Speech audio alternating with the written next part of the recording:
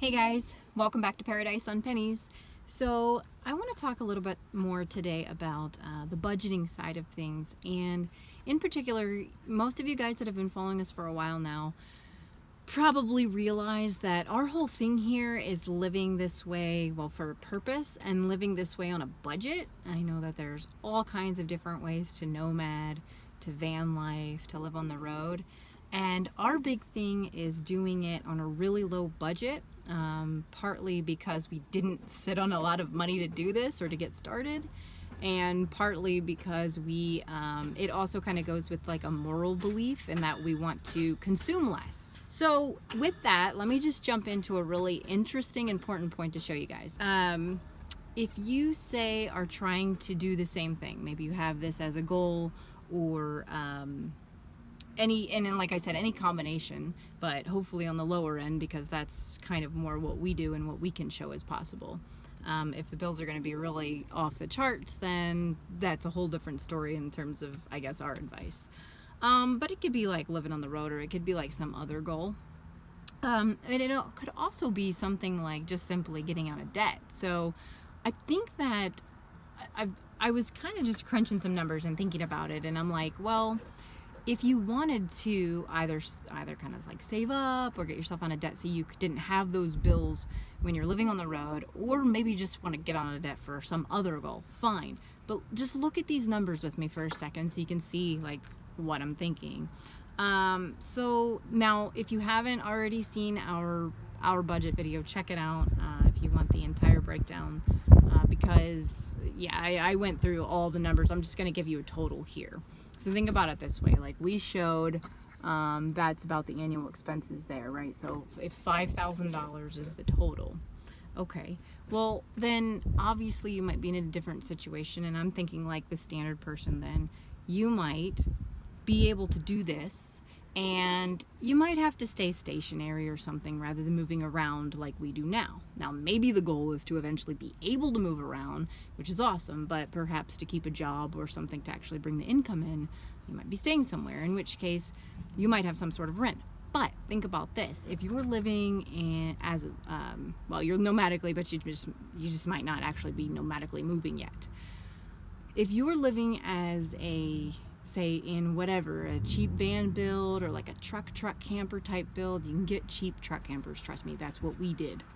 And you keep your bills as low as you can. So the actual bills, again, watch the video if you need to see the breakdown. So your actual bills sitting around something similar to what we do there, okay? And maybe less, because maybe your gas doesn't have to be as much or something like that, okay? But let's add some things in to be fair now.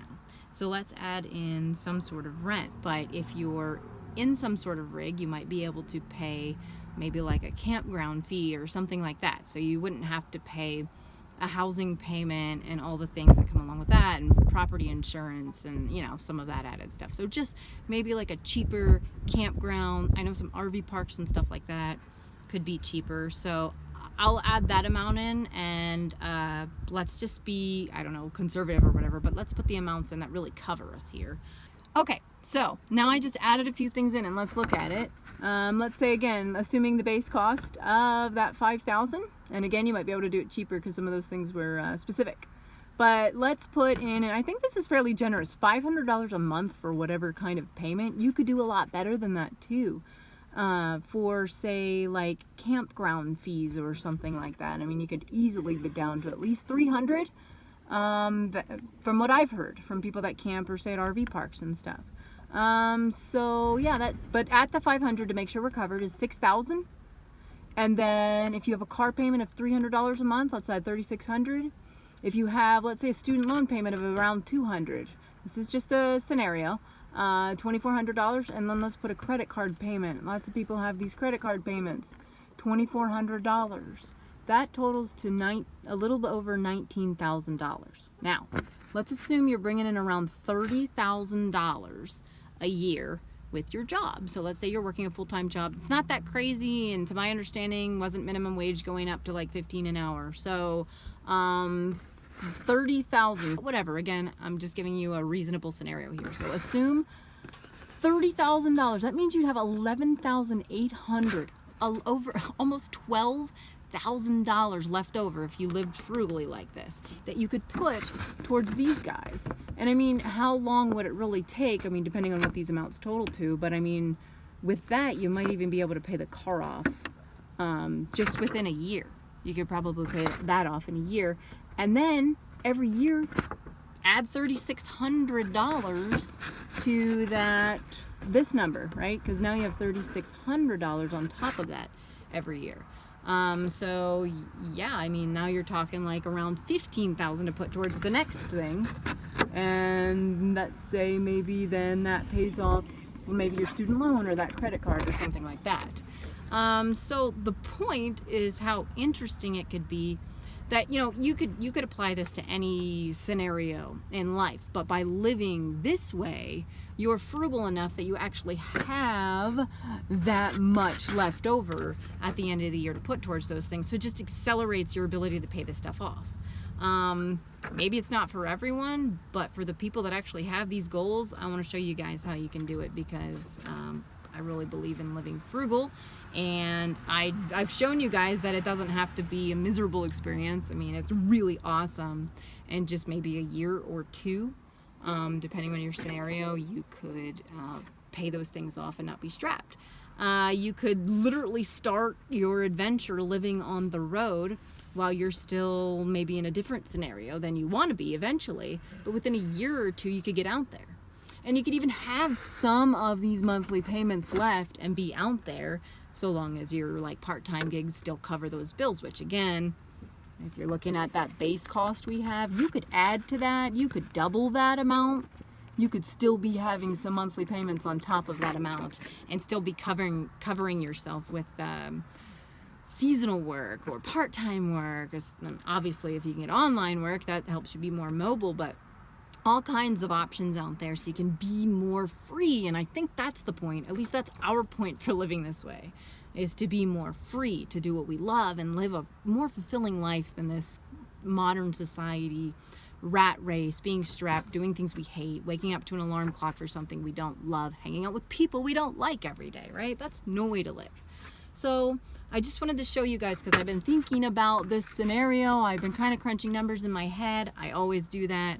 And I've been thinking about how this concept of being a frugal nomad, and again, for us, not a lot of luxuries, off-grid, frugal, but if you watch our stuff, happy. Happy is more important. Not a lot of stuff, but happy. So if that's your goal, then think about this.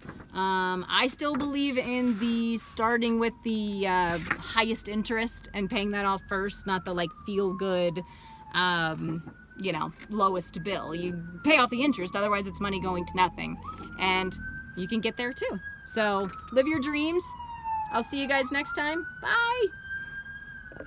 Hey guys, sorry for the quick ending. I was trying to get out of the whole siren thing there, but hey, then I thought, actually, that goes with the point of what I'm talking about. You really want to live with those sirens all the time? No, we stay out in nature. It's part of the reason why we love our off-grid life, but this whole scenario is what I'm talking about, and how to get you guys out there living an adventure, whether it's just you or whether you're with your partner. You can be happy, and your dogs are happier too. So I hope this helps someone out there get that dream accomplished, and I hope you can see how awesome it can be and how easy it actually can be with this kind of you know, just starting to live in your car right off the bat. It's not that bad, I promise. We were in a Ford Escape for several years. We made it work, and we had one hell of an adventure. So thank you guys for being here. Let us know, drop in the comments if you have other ideas. Also, if it helps you, please like the video, subscribe if you want more ideas, more tips, food saving, budget saving, adventure inspiration. And thank you guys for being here. Enjoy the adventure. Bye guys.